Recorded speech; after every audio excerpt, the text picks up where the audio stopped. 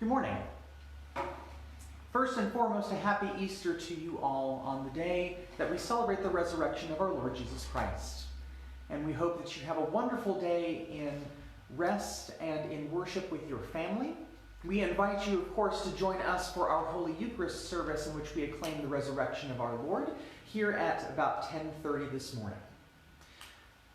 For this particular video, we are continuing to discuss the book, The Mosaic of Christian Belief, by Roger Olsen. We are going into a two-part discussion in both chapters 5 and 6. Chapter 5 will be today, chapter 6 will be next week. But in a two-part discussion over God. What do we think about God?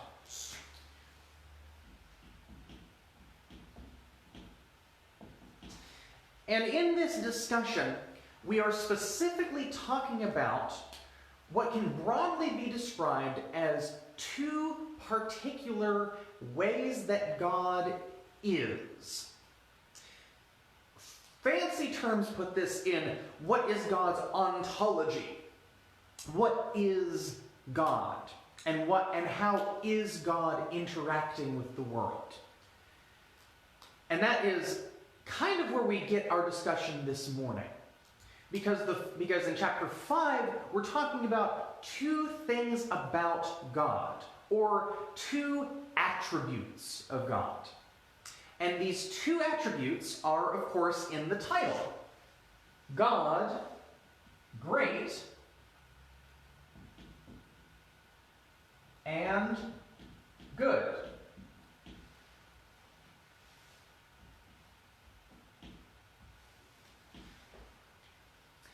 We, as Christians, believe that God is both great and good. The difference and the difficulty comes in our elucidation, our discussion of how is God great and good. That is the key in trying to figure out why is there diversity of opinion in the Christian tradition over these things, because we have to understand in God being great and good, what do we mean when we say great, and what do we mean when we say good?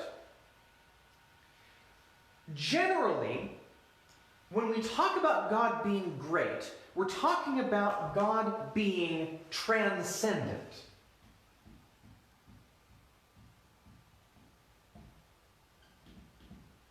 Transcendent. That's a fancy word that basically means that God is above all, or that God is utterly other than anything that we know. That God is utterly distinct from anything that we observe in the world. God is utterly distinct from humanity, from creation, from all the things, that God is utterly above it all. However, we also believe that God is good.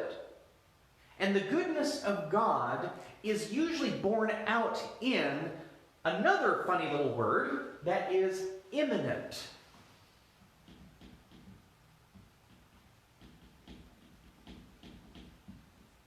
That God is immanent.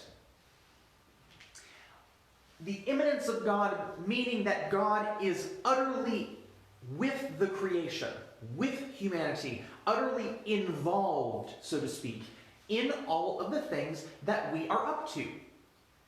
That God is utterly in our lives, utterly working within the things that we see within the world. This is what God's immanence is talking about, or being immanent with us. So, just want to cover those couple of terms, because when we start talking about how we understand God being great and good, these two words are going to become very important. Because these are two ways in which we understand, or at least we attempt to understand, how God is God. In the classic example of transcendence, the little quip, God is God and we are not, the idea that God is not like us. God is above or distinct from us, but not just that God is utterly is distinct from us, that God is utterly distinct from us. God is utterly other than us, utterly above us. But we also, in the Christian tradition, because it's hard not to, in the Christian tradition, we fully believe that God is immanent with us. God is with us in whatever we're up to. And of course, the immanence of God shown most particularly in Jesus Christ. God made flesh. God incarnate. So the thing is that both of these are actually what Olsen says is in fact the Christian consensus on this. So guess what? We kick it right off with the consensus. And for those of you who might be tuning in for the first time, Olsen talks about the diversity of opinion in the Christian tradition, excuse me, the diversity of opinion in the Christian tradition in three major ways. He talks first about where we agreed on, what's the consensus. Second, he talks about what are the alternatives, what are kind of outside the bounds of normative Christianity. And then where is the unity and diversity in our particular systems. So the diversity, of course, meaning the still in the Christian spectrum, still in the Christian circle, but difference of opinion that are nonetheless lively, but don't make you not a Christian for holding it. So,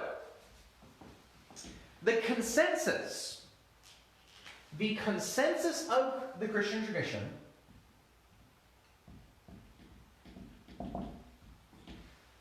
whether you be looking at Holy Scripture, whether you look at the earliest tradition of Christianity in the first 5 centuries, whether you get to the scholastics and Thomas Aquinas, and whether you get all the way up to the Protestant reformers and Martin Luther, and when you get all the way to the modern day, the consensus of the tradition is the following. 2 things. Number 1, the consensus is God is utterly great.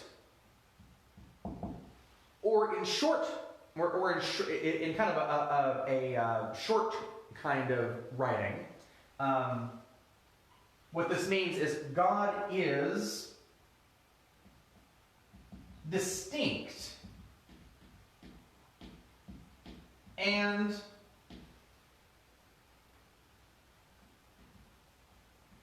above. So God is utterly great. And these 2 words, he is distinct, which means that God is not like, is not contained within, is not the same as anything that we observe. God is utterly transcendent. Again, that word that comes back. But God is also above. The quality of God is perfection. God is the perfection of those things that we might think of. So, in his transcendence, God is perfectly good, perfectly just, perfectly these things. God is the perfection of reality. So so the distinct means that God is distinct particularly from things, but that God is in quality above, beyond our expectation, beyond what we observe. So the consensus is that God is utterly great, but again, the consensus of the tradition is that God is utterly immanent with and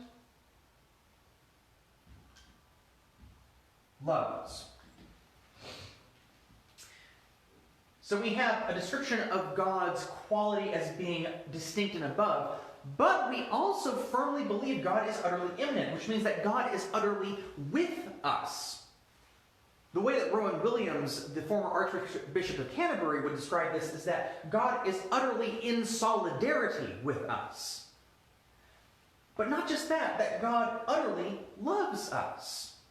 That God is not just with us, but that God actually has an active will towards us. That God isn't just distinct and different from us and isn't just above us, but also isn't just happens to be with us. God is willfully loving us. This idea of a willful moving towards us, moving towards creation, moving towards us in our humanity, moving towards what He has made. That God has a relational aspect with us in His immanence. The way that you can sometimes think about this is that between God's greatness, His transcendence, His immanence, His goodness, is that His greatness is a description of His quality of being the perfection of what we can think about, but God's immanence is His quality of being perfect in relationship. So there's a relational aspect with number 2, and there is a transcendent, a qualitative idea in number 1. So the consensus of the tradition is that God is great and good. God is transcendent and immanent. So guess what? We jump off into what he describes as the alternatives to these two. But again, we have to understand that theology often is done in reaction to something. So, when we talk about these two things, you will find a couple of things to be true about the way that we talk about this as it comes to what is outside the bounds and what is diverse. Outside of the bounds, in Olsen's view, usually holds to an extreme either-or view. It's either one thing or the other. Or, the diversity within the tradition means that we have some sort of knob that we turn a little more towards the one side or a little more towards the other. So it's not a neglecting of one of these things, but a kind of trying to hold these two together. The alternatives, however, dismiss one of these. So we're going to get into the alternatives and to the Christian tradition.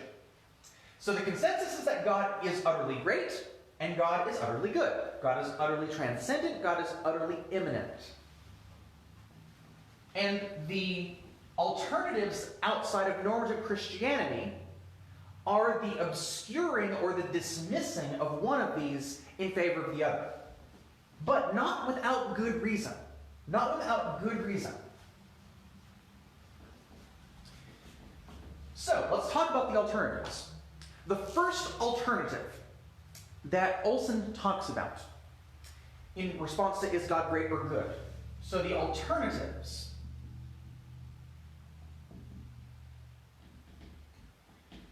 The first alternative is one that we talked about last week, which is deism.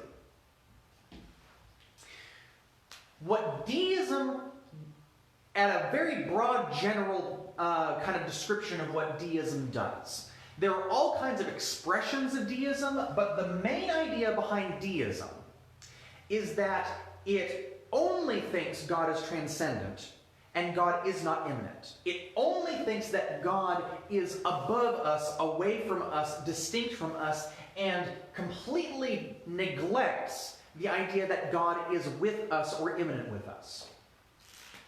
So what this does is God is only great. So there is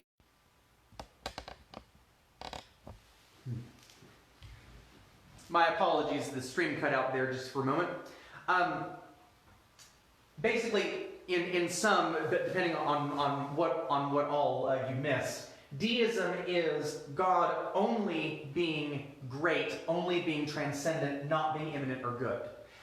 God sets the original parameters of the universe, and then basically kind of lets it go on its own, with no particular kind of interaction with God. And God is not in the creation, God is not interacting with it, but God has set the original things of the universe and then just kind of let it go. You'll see deism come up in reference to a lot of thinkers in the 16th and 17th century. You'll see deism kind of be referred to by Voltaire, who is a Enlightenment thinker, who has a little bit of a functional deism view. However, the thing about deism, though, is that deism is something that is very hard to be consistent about, especially when you're in the Christian tradition. It's very hard to be a consistent deist with relationship to the fact that the central kind of belief in Christianity is that the revelation of God is perfect in Jesus Christ, which the act of God becoming incarnate within the world is a explicitly immanent move by God. It's an explicitly with us, solidarity with us. It's an explicitly relational move by God. And so, consistent deism within Christianity, very hard to hold with the reference to Jesus. But nonetheless, you will find deism or different strains of deism that only emphasize the transcendent at the expense of the immanent or the good. That's the first alternative Olsen talks about. The second alternative,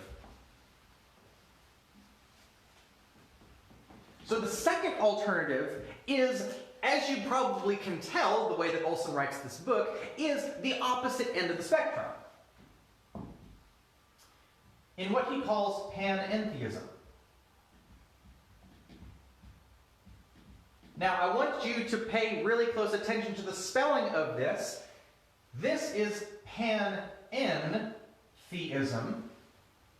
This is not pantheism. I was not the originator of these two descriptors, nor was I the originator of this as being distinct from this. It is really easy to get these two things mixed up, and these are not the same things.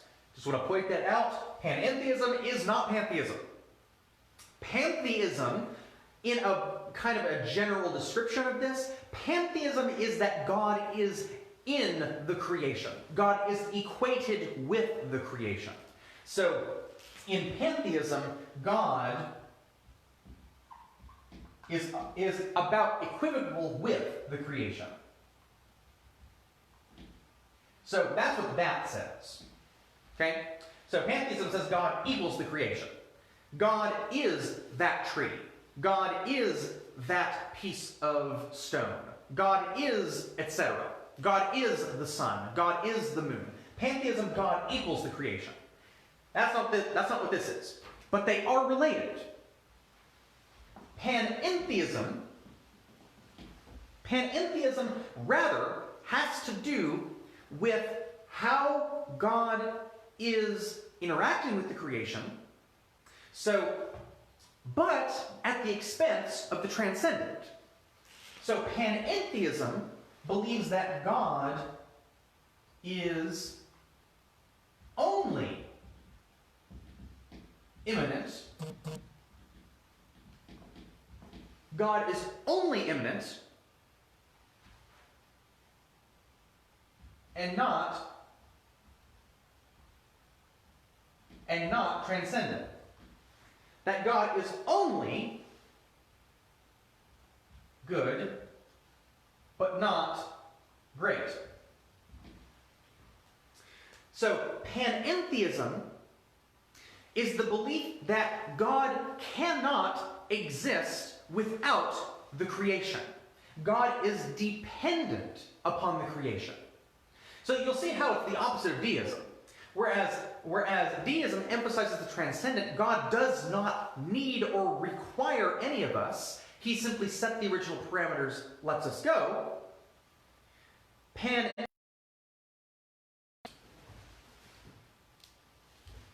is when God is only immanent.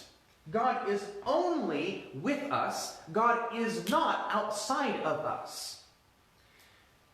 You will see panentheism take a tack about God that basically says that God actually is utterly limited in his scope because God cannot be without us.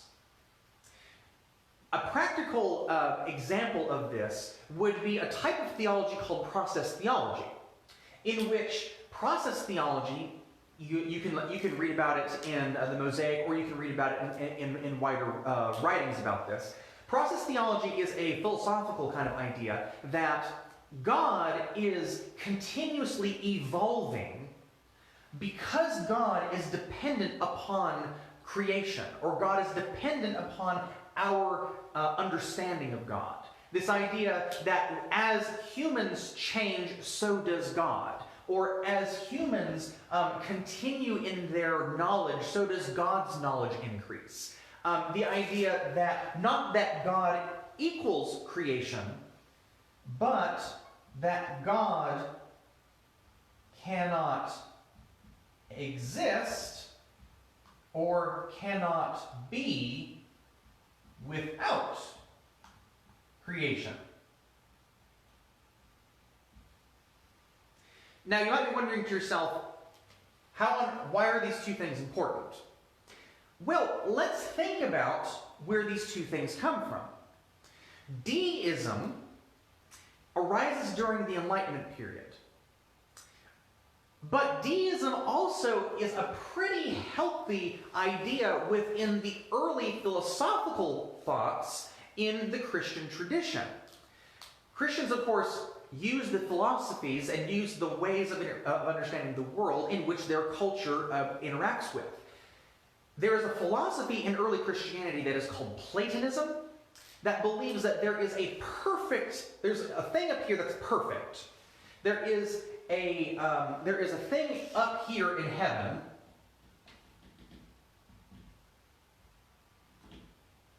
that has perfect stuff in it.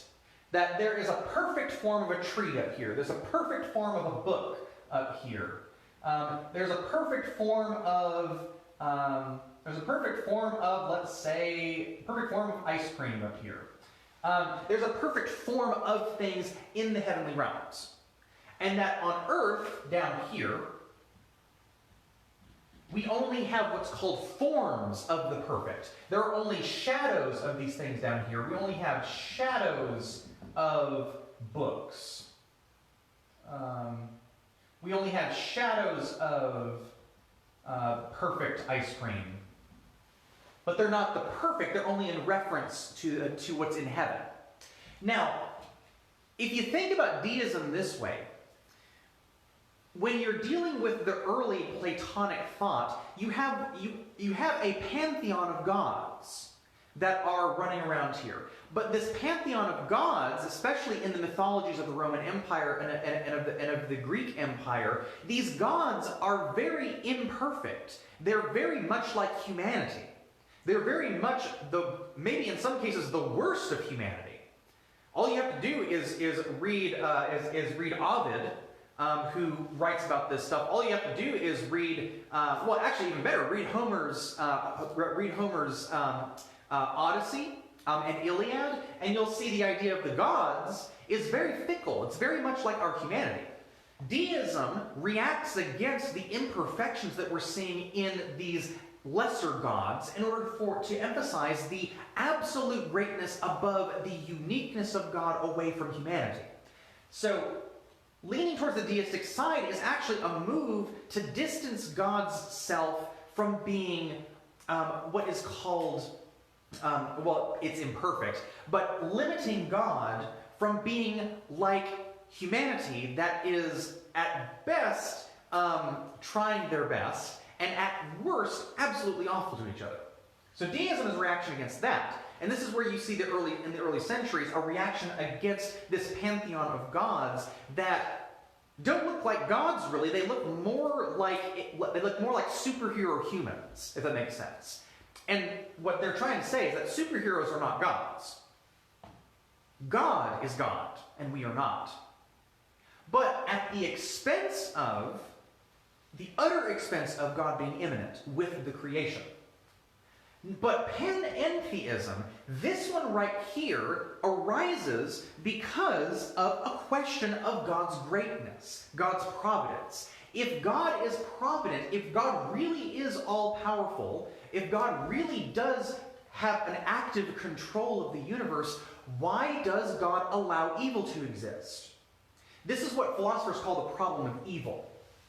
So, where we get panentheism is particularly a question about how can God allow evil. So we get this from trying to answer how can there be evil. So if God is above all and evil exists in the cosmos or on earth, if God is perfectly provident, perfectly powerful, all-powerful, does that make God culpable for evil? Panentheism and process theology attempts to distance God from responsibility for evil. So as you can see, what they're trying to do is actually something very good. They're trying to distance God from the evil we see in the world. However, at the expense of God's greatness, God becomes unable to prevent evil. So we exchange one problem for another, right? We exchange the problem of God being culpable for evil for now God cannot prevent evil. That's, there are nuances to this kind of thought. There are very good criticisms of that kind of description. But in general, what panentheism tries to do is it tries to answer the problem of evil. If God is so transcendent and so good, why can there be evil? The answer to that is, well, God is so utterly immanent with us, so utterly with us, so utterly in solidarity with us, that evil arises out of humanity, and God basically out of humanity reacts to it, if that makes sense. So in other words, we as humans have a direct effect on God's self. We have a direct changing effect on God's self. So these two things are an attempt to answer or to quell one part of the spectrum of God that actually is a good theological move. However, what theology does it mess with, right? Our theology is intricately connected together. And what we think about God and what we think about his attributes intimately change the way that we understand God's action in the world. And so that's what these two alternatives, although good intentioned, do. Deism absolutely removes the personal, which makes no sense in the face of Jesus Christ being incarnate. However, panentheism goes the other way, forsaking the transcendence of God not making God culpable for evil, but also not making God able to do anything about evil, which also doesn't make sense with Christ's sacrifice on the cross and the resurrection. If Jesus didn't accomplish something cosmic by this to defeat evil and death and hell, then why do we have the passion of the cross? That's a question that we have for more traditional theology. But those are the extremes. Now let's talk about the in-betweens. Because all of the diversity of Christian opinion are in the in-betweens. So diversity. Okay. There is so much diversity about how we interpret God being both great and good that there is not enough space in no less than maybe a 13-part lecture over how people have understood God being great and good. I will highlight for you what Olsen wants to highlight, however, which is that we highlight the questions and how we answer those questions. So, here's one of the questions in the diversity about God being great and good. The question is there a hidden aspect of God that we don't have access to except by our speculation? Or is God unhidden? There is no unhidden aspect of God. If that sounds obtuse, let me explain. Is there a hidden aspect of God?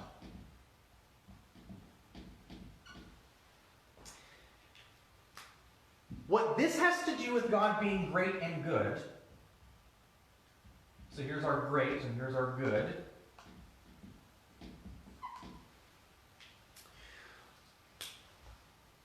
Martin Luther, when he is trying to explain the relationship between God's providence and how he interacts with the world, talks about the greatness of God being utterly transcendent.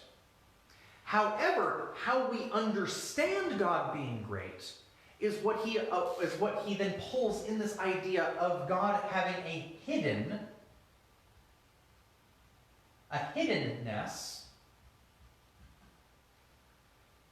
So God is great and has a hiddenness only known to God himself.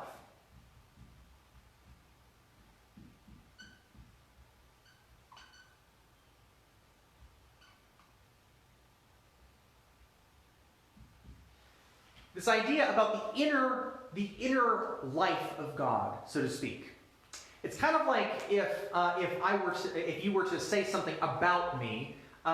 Mark is a priest at Trinity Episcopal Church in Searcy. Mark has brown hair and blue eyes and a beard that needs to be trimmed, perhaps. But that's aspects about me.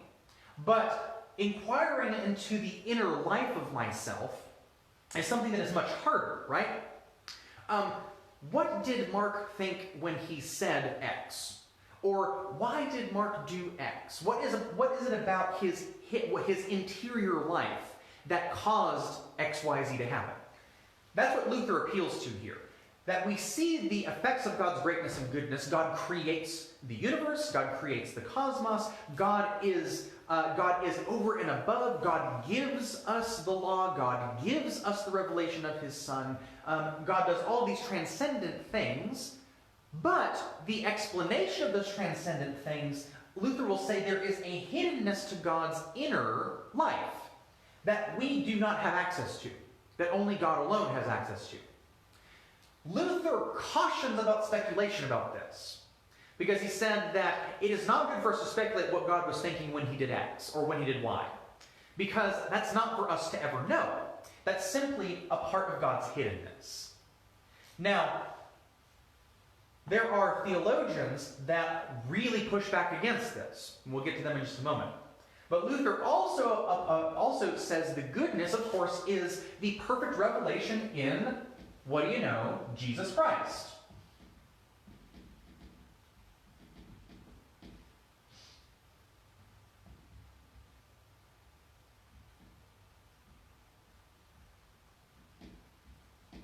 The unhidden revelation of God.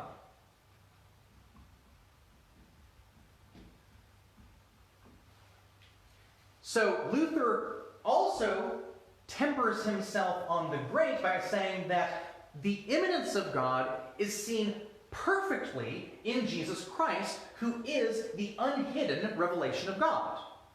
As Jesus himself would say when he's talking with Thomas in the Gospel of John, where Thomas says, "Show us the Father." And Jesus Christ kind of flippantly responds to Thomas, "Have I not been with you all this time, and you do not know me?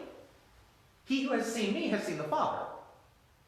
So the idea about Jesus being the perfect unhidden revelation of God is, of course, what Luther then responds to when we say, well, how hidden is God's own interior life? Well, Luther says, actually, the interior life of God is not hidden. It's in Jesus Christ. However, Jesus Christ is the perfect revelation of God, but Luther wouldn't say that Jesus Christ is the only, or it is the extent of the revelation of God. Again, we're getting back to the Revelation chapter in chapter 3, where we're talking about how do we know the revelation of God. However, there are Lutherans of the 20th century, and actually John Wesley also pushes back against this idea, but you have a criticism of this hiddenness by John Wesley and also by Karl Barth, that actually, for Karl Barth,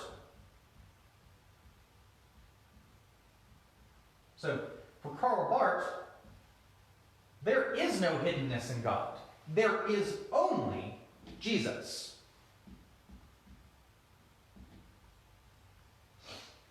So for Karl Barth, who himself is a Lutheran, Karl Barth actually says that there is no hiddenness to God. There is only Jesus Christ. Now remember, theology is in reaction to things. Martin Luther, what time period did Martin Luther live in? The Reformation. What's Martin Luther responding to? He's responding to the particular current machinations of the 1500s of what the Roman Catholic clergy are teaching, of what the Pope is teaching, what the bishops are teaching, etc. Now, whether that was actually accurately what the church always believed, or so on and so forth, is a subject of debate. But what Luther is writing in reaction to is, in large letters, the Roman Catholic Church. And what he's doing is he's saying that we cannot know all there is to know about God. We cannot know the interior life of God. What we can know, however, is the perfect unhidden Jesus Christ. Barth, however, is living in the 20th century where, like we talked about a couple weeks ago, Barth is reacting against the German Nazi Party, against the German National Party. Because what the German National Party is saying is that there is a hidden interpretation of God that supersedes Jesus Christ. Barth sees the hiddenness of God as being... Barth sees the hiddenness of God as, maybe not directly, but maybe indirectly strengthening, indirectly leading to the German National Party's interpretation of God. And of course, Karl Barth sees this happening and really swings the other direction and said that actually there is no hidden aspect of God. There is only Jesus Christ. There is no internal life of God not revealed in Jesus Christ. There is no speculation about what God meant by whatever without reference to Jesus Christ. There is only Jesus Christ. This approach right here gave rise to what we call a Christocentric idea of God's immanence and transcendence. This idea that Christ only is the key to understanding the immanence and transcendence. There is nothing else we can read in reference to. Now, of course, that's Barth right here, and that's not necessarily the only opinion in the Christian tradition, as well as Luther's. But you see, the diversity is how much of God's interior do we know? Another approach to this is the approach that the Eastern Orthodox take in their what's called negative theology, apophatic theology, in that instead of us trying to describe what God is, we can only approach a shape of God by what God is not. So in other words, instead of doing positive theology, saying things about God, God is great, God is good, rather the way we arrive there is by saying what God is not. God is not evil. God is not like us humans. God is not sinful. God is not unjust. And then we start arriving at a shape of what God is. So you see that there's even a difference within the general traditions we come from as to how we do that. In Anglicanism, we will usually rely on a lot of positive theology about how we understand God being great and good. And of course, going back to the Reformers, we take a lot of cues from them. However, we also recognize a lot of the merit with understanding that there is a apophatic, there is a hiddenness to God by virtue of the passages in Scripture that talk about God being unknowable or unseeable. But of course, then the opposite is true as well, right? Where Jesus where Jesus speaks of being the Son of God, but not just that. In the Gospel of John, Jesus is talking about being the face of God. You who have seen me have seen the Father. So we have both of these in Christian theology, and both of these are, of course, a spectrum, right? It's not just great, it's not just good, it's somewhere in the middle. And how we explain both of these is where the rubber hits the road, so to speak. So that's the first part of the diversity. The second question in diversity that Olsen wants to highlight for us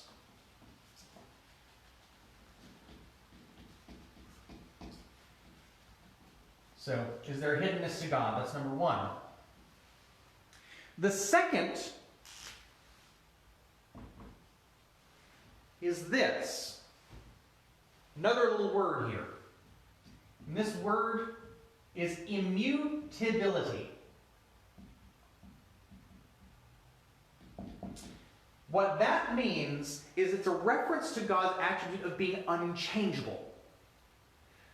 The idea of God not changing, not significantly altering God's self, because God is already perfection. God already is the perfection of what we can even think about. And so, even in the scriptures, am I mortal that I should change? It even says this in the law of Moses, it says this in the prophets, even in the Psalms, where the idea of people getting away with evil, and God said, and then you just thought that I was like you. You thought that I was turning a blind eye to this. Oh, I see what you're doing, y'all. But the idea of, can God change?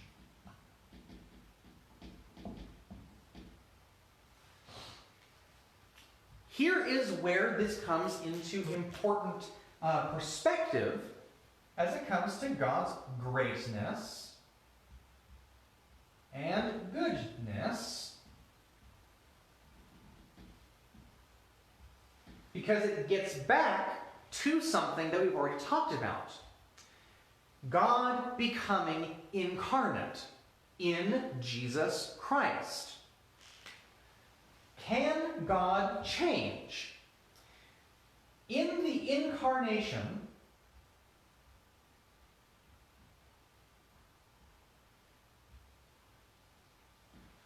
how can we not say that God in his transcendence changed? There's several layers to this question. Several very hotly debated layers to this question. In the Incarnation, did God change? This is a big, big deal in the early church. This, by the way, is what gives rise to Gnosticism, the idea that Christ was only spiritually here on earth, but not actually human. That Christ seemed to be born, and seemed to be human, and seemed, for all the reasons we can think of, seemed to be one of us, but really wasn't. He was just a God. The Incarnation, however, and of course our definitions from the ecumenical councils, is that no, Jesus was both divine and human. Jesus was both of these things. And so the thing is that understanding Jesus' incarnation becomes very important for this question of, can God change?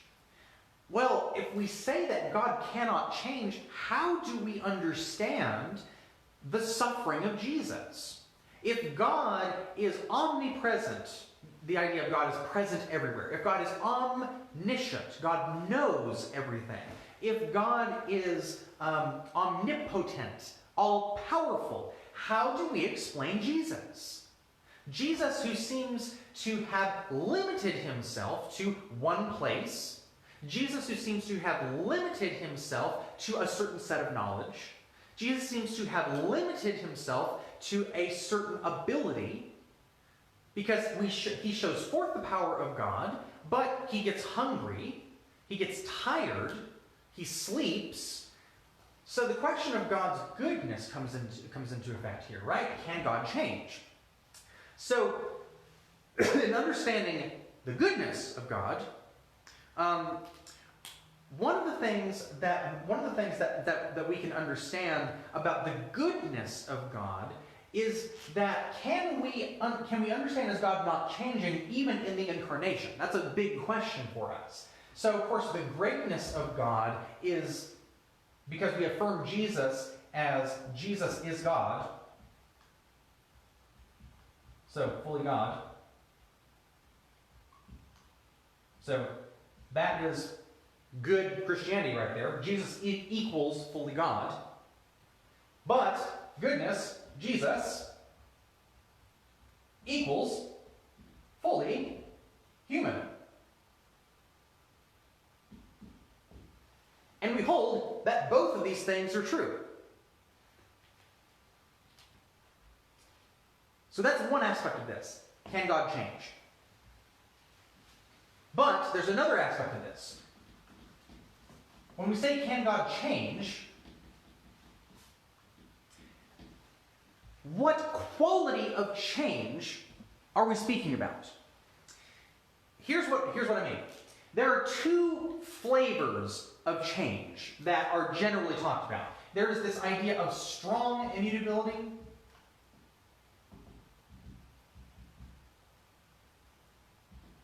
So strong and weak. These are in quotations because these are not great words to describe what it's getting at here, but let me explain. You have strong and weak immutability. So strong immutability, the idea of under no circumstances can God qualitatively change in any way, that there is no nuance to God's changing. God does not, full stop. But also there's another one that talks about God's immutability, that God does not change in his essential attributes. So this one would say, full stop, plain sentence, God does not change. This is the view right here. So I'll put A right here. This is the view that is dominant for most of the early centuries of Christianity. Because, of course, what are they reacting to? They're reacting against this pantheon of gods who only look like superhumans, but have all of the really bad qualities of humanity put in God's form, basically. Strong immutability emphasizes the idea that God does not change. God never changes for any reason whatsoever. Full period, stop, end of sentence. This one right here talks about God does not change in his essential attributes. God does not change in his sense of omnipresence, omniscience, but that God changes in respect to God's secondary or tertiary attributes. This one tries to make sense of the Incarnation. If God is omnipresent, why is there only one dude standing here in Jesus Christ? If God is all-powerful, why does Jesus not accomplish what he came to accomplish in different ways? This, of course, gets into the question of Holy Week, right? Why did God sacrifice himself on the cross in Jesus Christ? But weak immutability gets at this in a different way, is that God does not change in the major attributes. God changes in respect to his immanence with creation. So this is that God does not change in essentials. Now again, this of course invites the question, what are the essentials? We can get to that later. But that God does change in secondary or tertiary, etc. ways in response to the creation.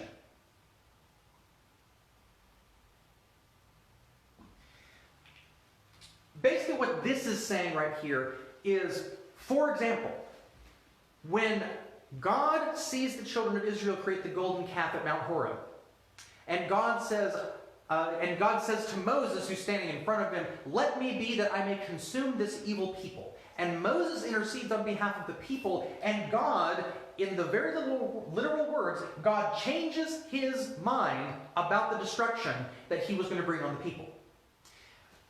This type of immutability says that God does not change in his essential attributes. God does not change in his omnipresence, his omniscience, his all-powerfulness. God does not change in his justice. However, God does change in response to secondary, tertiary responses to Moses. This is why we have an idea that a prayer actually objectively does something. As Jesus says, you do not have because you do not ask. When we pray to God, we actually think it does something. We actually think that God hears us in that sense, and that God actually willingly, lovingly acts on behalf to accomplish that which is good. And of course, in the role of Moses on Mount Horeb, the thing is that it explains the secondary and tertiary changes that God says, I will destroy this people because I'm perfectly just. But because of Moses' intercession, God is also perfectly merciful. And so when God changes his mind in the literal language of that passage, when God changes his mind, God doesn't change in his essentials. So God is still immutable, but God does be immanent with us in solidarity with us in his mercy and love. Now, of course, strong immutability has a way of explaining this as well, but that's what weak immutability attempts to do, is it attempts to explain God's incarnation, but also God's particular reactions and God's particular interactions with the world. So that leads us to unity. The way that we can understand this.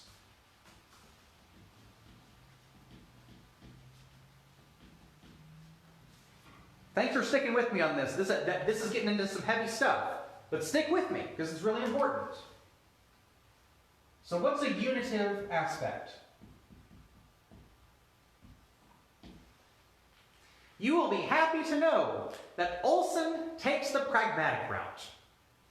And the first thing that he says, which is really lovely,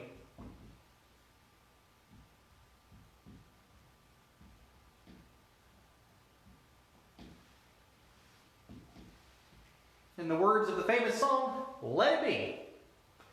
Basically what he's saying, let it be a paradox.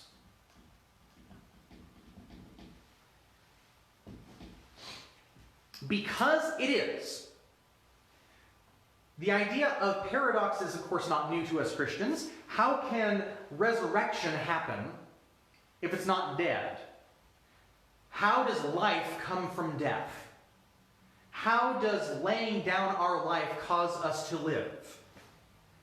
Paradox is not new to us. It's kind of an essential aspect of us. Why does God choose to suffer and die? And why does God raise to life? It's a good question. But that's the first response he has, is that it's so complex because of the way that we try to understand God that it's okay to let this be a paradox. But of course, he knows that there are people out there, and there are people who don't want this to be a contradiction. So paradox is not the same thing as a contradiction. Contradiction is saying that evil is good. That's a contradiction in logic. Paradox is not a contradiction, it is simply an apparent contradiction. That death brings life is what we would say in the Christian tradition, an apparent contradiction that actually does not hold to be a contradiction, but holds to be true. Evil being good is a contradiction.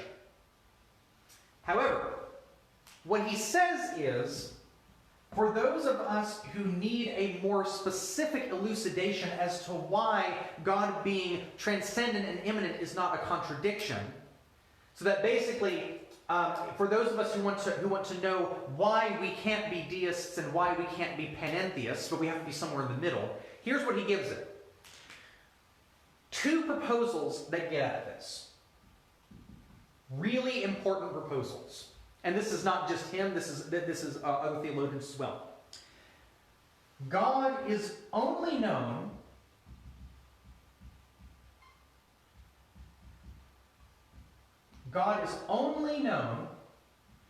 through his self-revelation.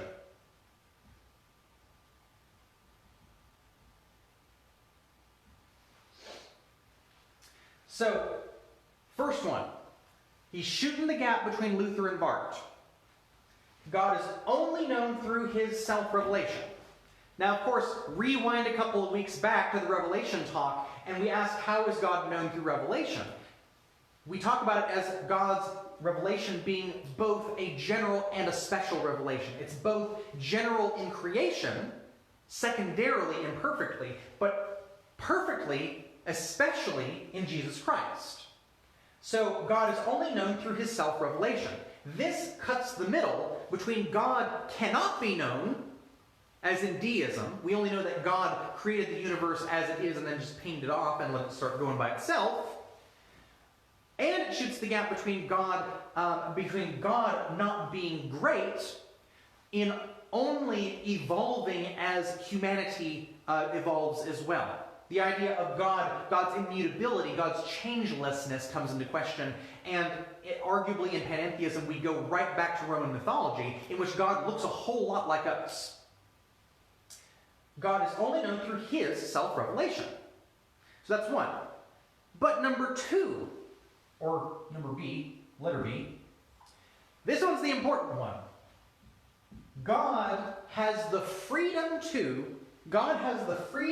to choose. So God freely chooses to limit himself.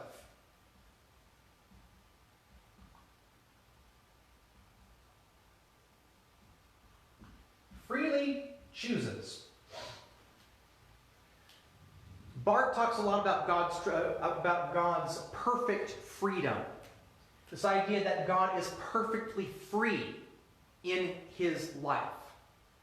God freely chooses to limit himself. So, what this does is it shoots the gap between between what we talked about in the previous section over the diversity of beliefs. That basically what this does is it puts the choice in God's hands as to how God does stuff. When God, of his own power and the eternal Word of God, becomes flesh, God freely chose to limit himself as incarnating in Jesus Christ. But God also freely chooses to limit himself to suffering, to not being changeless as it comes to one's own interpretation of his suffering. That God not being changeless as it comes to Jesus getting tired, or Jesus needing to sleep, or Jesus needing to get away from the crowds because he doesn't have all the strength in the world to be able to go and do what he pleases. Rather, God freely chose to limit himself. And this is very biblical, this is very traditional. But it also generally describes what we consensually believe in. We know that God is only known through his self-revelation in the world and in Jesus.